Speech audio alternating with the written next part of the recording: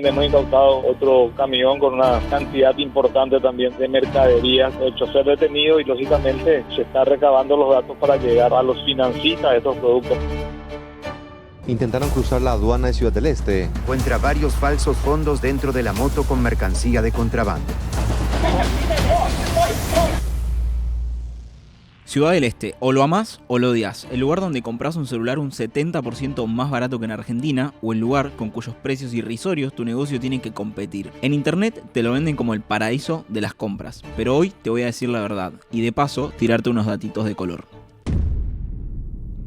Paraguay no es ningún paraíso, es el jugador financiero que supo sacarle provecho a la enfermedad impositiva de Argentina y Brasil, y si intentás usarlo para armar un negocio, bueno, mirá el video y saca tus conclusiones. ¿Cómo es posible que un país sin salida al mar mueva miles de millones de dólares en tecnología, indumentaria y tabaco bajo las sombras del río Paraná y Pilcomayo? Soy Iván Eiroa, fundador de Shipar, una empresa de logística internacional, y yo particularmente soy un apasionado de todo lo que es el comercio exterior, con todos sus matices y todos sus colores. Así que armate un mate, prepárate un café, porque hoy vamos a desarmar toda la anatomía oculta de Paraguay, el contrabando y sus importaciones, que de mínima son muy sospechosas.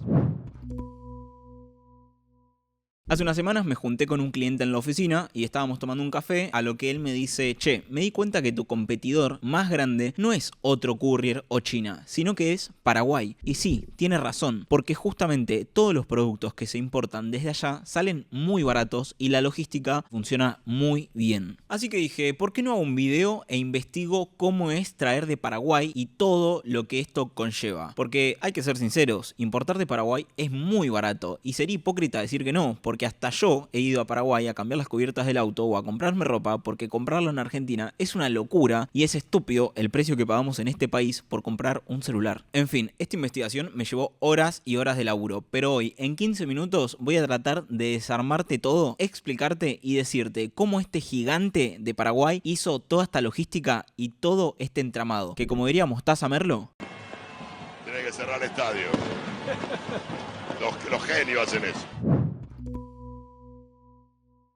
Estamos de acuerdo, los tipos cerraron el estadio, pero ¿cómo lo hicieron? Básicamente porque tienen una estructura impositiva muy fuerte. Paraguay no fabrica tecnología, no tiene una industria muy fuerte y tampoco tiene un mercado interno que vos decís, flaco, sos China que tenés 1.500 millones de habitantes. No, nada de eso. Pero los precios son como si estuvieras en China. ¿Cómo lograron ser el epicentro logístico de esta región?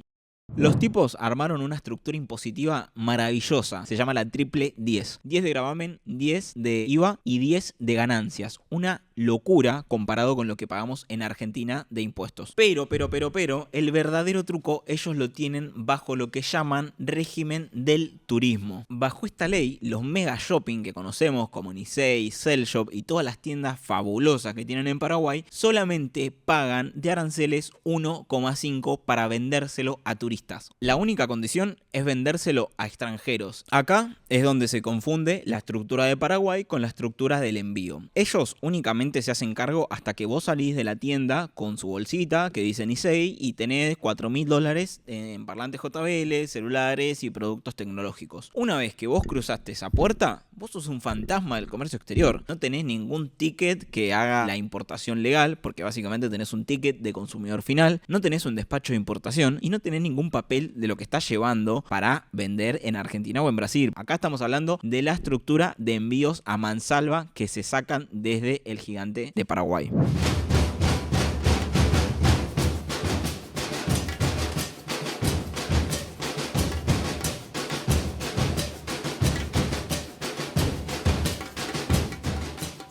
Pero primero volvamos unos 60 o 70 años para atrás para que entendamos cómo comenzó esta locura. Para entender cómo este circuito se normalizó hasta el día de hoy, donde todavía te salen micros de turismo llenos de gente para comprar en el famoso Paraguay, tenemos que viajar a la dictadura de Alfredo Stroessner, que gobernó entre 1954 y 1989. Dato de color, la dictadura más larga de toda la historia de Sudamérica. Stroessner tenía una frase de cabecera que es por lo menos controversial. El contrabando es el precio de la paz. El tipo no era ningún improvisado, sabía que para que sus generales no le hagan una cama, básicamente un golpe de estado y poder consolidarse como la dictadura más larga de toda Latinoamérica, tenían que tener a la gente contenta. ¿Y cómo se tiene contento un corrupto? Con plata, mucha plata. Así que el tipo no trabajó como un presidente normal, trabajó como un CEO de una compañía corporativa delictiva de escala mundial. Agarró Paraguay, la loteó y vio cuál era el negocio que le iba a dar a cada uno de las personas que le eran fiel. Básicamente hizo una franquicia de contrabando. Si vos le eras legal, te llevabas la mina de oro. Y si te hacías el vivo y le querías hacer una cama, terminabas como terminaba la gente en la dictadura. Mirá cómo se repartía la torta de este militarismo de frontera. El rubro de la caballería. El general Andrés Rodríguez, comandante de la poderosa primera división de caballería, Consuelo de Stroessner y el hombre más rico del país después del dictador. Rodríguez tenía asignado el monopolio absoluto del tabaco, el whisky importado y el control de las mesas de cambio de divisas en negro. Además, manejaba la logística de los autos MAU, que era como llamaban a los autos robados en Argentina y en Brasil, que entraban a Paraguay y salían legalizados con los papeles. Nadie en el país podía importar un tabaco sin pagarle su respectiva coima a este señor. Después estaba el rubro de la Fuerza Aérea. Los altos mandos de la aviación militar tenían asignado el monopolio de los productos con alto valor y poco volumen. ¿Y qué traían? Electrónica premium, perfumes franceses, oros y relojes de marca. Después tenías el rubro de la Armada, que eran los dueños del agua. La Marina paraguaya tenía el control total de los ríos Paraguay y Paraná. Su negocio no era traer mercadería, sino cobrar un fee, básicamente un canon, a todo el tráfico fluvial de combustibles, madera y ganado en pie que cruzaba hacia Corrientes, Misiones o Formosa. Y después tenías el rubro de la inteligencia, llevado por el general Fretes Dávalos, que era el jefe del Estado Mayor y mandamás del G2, el Servicio de Inteligencia Militar. A él le tocó el loteo del negocio más pesado de la década del 70, el tráfico de narcóticos.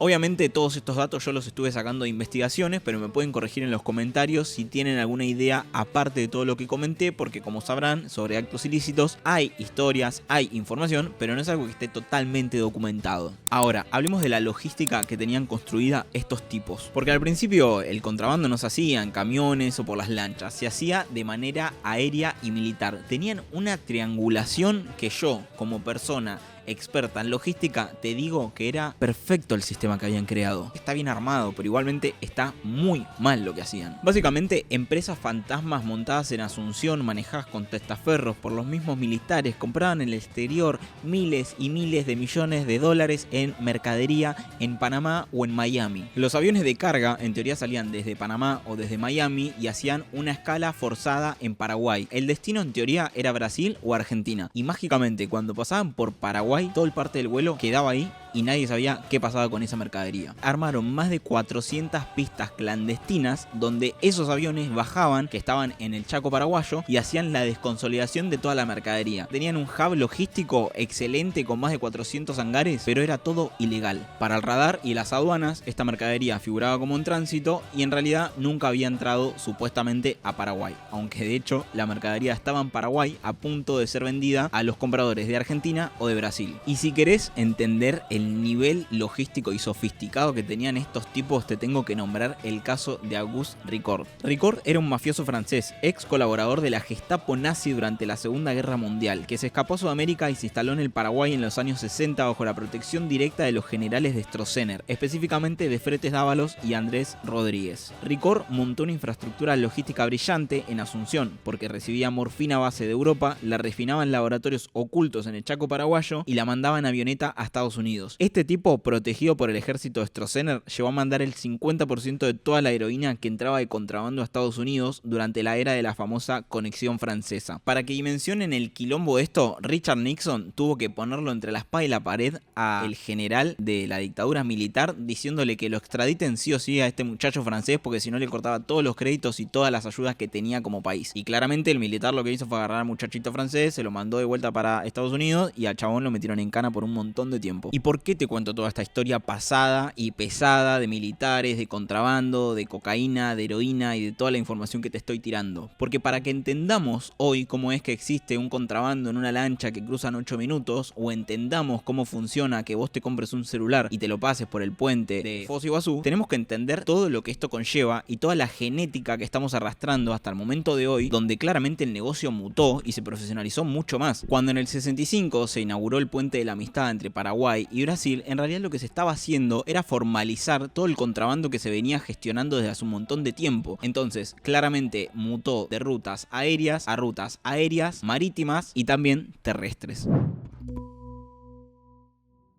Con las fronteras liberadas por la historia y una infraestructura montada para evadir, la zona se convirtió en los 80 y los 90 en un imán para negocios mucho más pesados que el contrabando de zapatillas o tecnología. Aparecieron figuras como Horacio Cartes, expresidente paraguayo, cuya tabacalera, Tabesa, estuvo bajo la lupa internacional porque sus cigarrillos inundaban ilegalmente Brasil y Argentina. Y en el agua, la logística la manejaban tipos como Ed Luis de Souza, alias el Rey del Río, que armó una flota de lanchas rápidas y astilleros clandestinos para mover millones de dólares por semana, hasta que lo acribillaron en un muelle en un ajuste de cuentas. Pero el descontrol financiero y aduanero de Ciudad del Este atrajo al peor jugador de todos, el terrorismo internacional. Y acá es donde el fenómeno de la frontera toca la fibra más sensible y dolorosa de nuestra historia: los atentados a la Embajada de Israel en 1992 y a la AMIA en el 94. Las investigaciones del FBI demostraron que el Hezbollah, el grupo terrorista libanés y extremista, usaban a Ciudad del Este como hub logístico y operativo para todas las cosas que hacían en esta región. ¿Cómo lo hicieron? Estando bajo las narices de todo el mundo, con 3 fallas logísticas que aprovecharon muy bien. Primero, la documentación falsa. En los 90, la corrupción permitía comprar pasaportes o cédulas paraguayas auténticas, pero con nombres cambiados por unos pocos dólares. Operativos de Hezbollah, como Samuel Samal El Reda, señalado como el coordinador del ataque a la AMIA, entraban y salían de Argentina usando estas identidades sin dejar rastro. Segundo, las galerías comerciales como lavaderos de plata. El clan de Asad Hamad Barakat operaba desde locales comunes como la Galería Pagoda en Ciudad del Este y vendían electrónica de contrabando para recaudar millones en efectivo que luego enviaban al Líbano mediante el sistema informal de remesas Hawala, un circuito de palabra que esquiva cualquier banco o control financiero internacional. Y tercero, la porosidad de los contenedores. Las investigaciones apuntan a que los recursos o el apoyo logístico para armar el coche bomba que destruyó la Mutual Judía circularon camuflados dentro de la inmensa red de contenedores que entraban en camiones desde el puerto brasileño de Paranagua hacia los depósitos de Ciudad del Este, una zona franca virtual donde absolutamente nadie abría las cajas para revisar lo que había dentro.